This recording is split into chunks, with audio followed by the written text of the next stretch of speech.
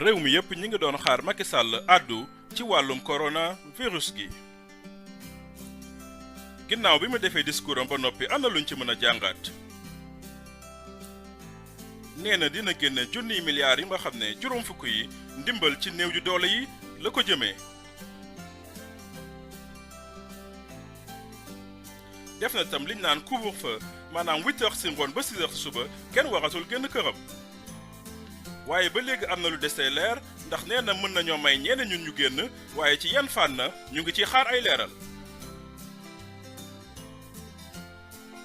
ndimbal li nga xam tam jëm na ci néew ju doole yi naka lañ koy séddalee ba léegi askan waa ngi ciy xaar ay leeral.